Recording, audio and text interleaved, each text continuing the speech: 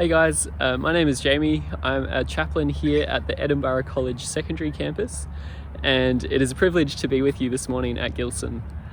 This morning I want to talk to you about endurance. And I don't know about you, but endurance is something that doesn't come easily or naturally to me. It sits like, who wants to talk about endurance? But I hope that this message will improve your life in some way. Because I think it's something that is incredibly underrated in life, is to have endurance. It's just like this underrated thing, and you won't see it sold anywhere. Like, you won't see a book saying just like, keep doing what you're doing. Endurance is something that is hard work, and it takes patience, and it takes skill, and it takes determination. And these are things that we don't always look for first. So before we begin, I just want to open with a word of prayer. Dear Heavenly Father, thank you so much for joining us this morning for chapel, and I just pray that these words may bless and encourage a student today with whatever they're facing. In your heavenly name, amen. So, I don't know about you, but I remember growing up through high school, I had some pretty irrational fears about life. One of them, for example, was that because I struggled with public speaking, I thought that I would never be able to work in the workforce. The fear went like this: I could not present publicly in front of my classmates, so I thought I would have to choose a job that would be very, very quiet. And I thought of jobs like that, and even an architect, which I thought would be a good option. I thought they'll still have to present their buildings in front of other people. And so I was really, really worried about this thing in my life coming true. And it's so amazing to look back on those things and see how much has changed. And I'd like to suggest that endurance is this thing that is underrated, but will see you go so much further than you ever thought you could go, simply for the fact of believing that God will lead you forward and through anything that you face in your life. I was watching a recent documentary on the ABC about the life of Marlon Pickett.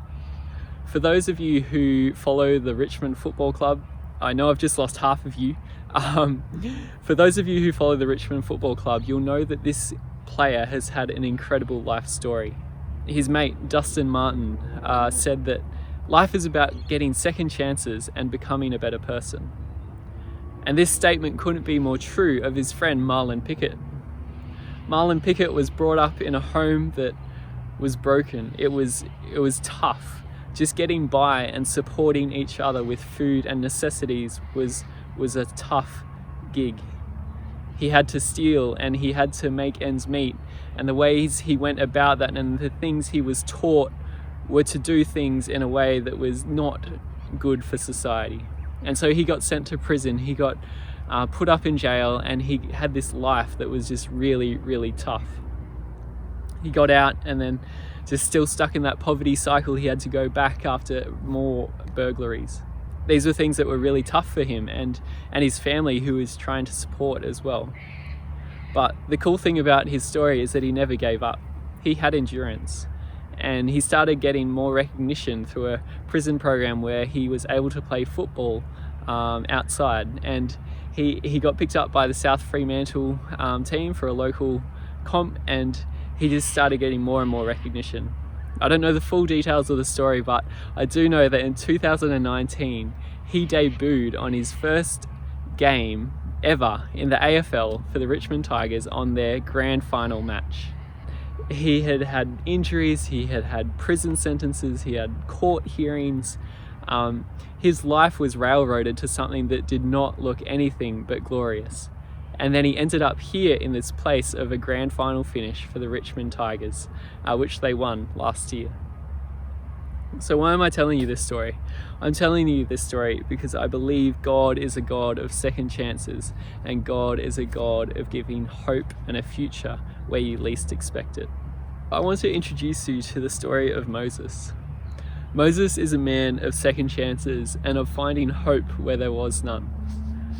Moses was born into a country where there was massive oppression, massive injustice, and he saw it and he recognized it, and he took a stand and said, I will not let this go on.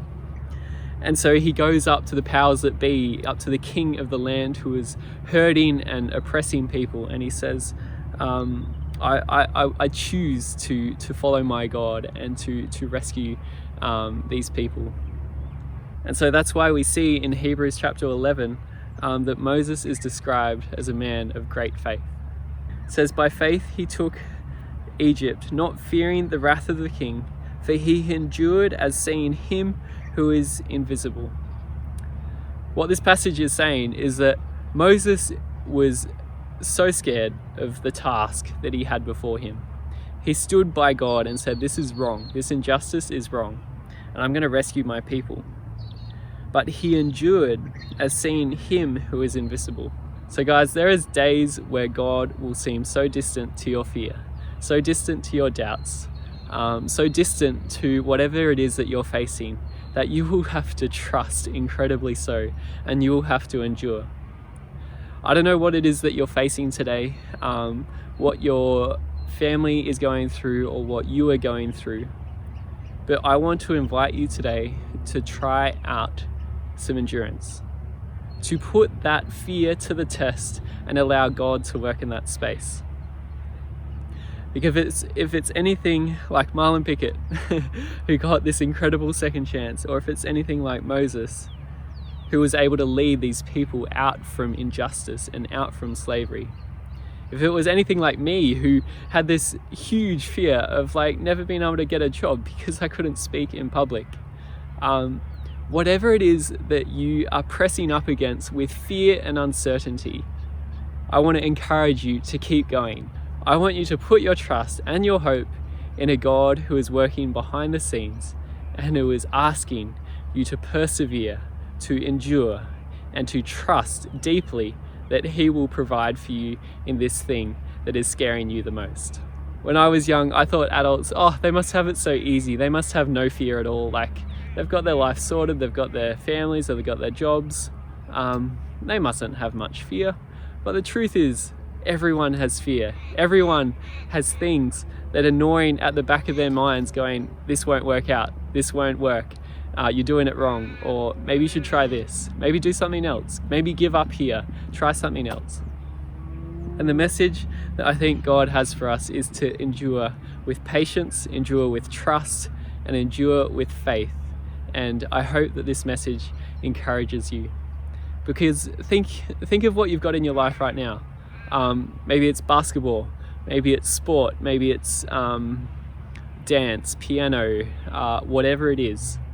Think about something in your life and think about how it would be if you practiced endurance in that thing. I could almost put my finger on it and say that it would definitely get better. If you think of a close friendship, how would it be if you practiced more endurance in that friendship? If you think about a relationship, maybe it's a teacher that you struggle with. How would it be if you practiced more endurance with that teacher? Or maybe it's at home with your mum or your dad. How would it be if you practiced more endurance with that relationship?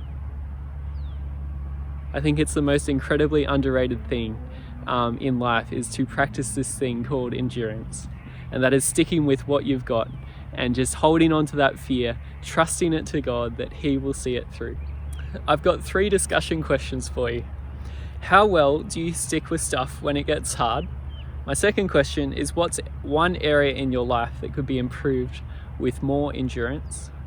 And my third question is, how can you encourage someone else who is struggling to endure something hard?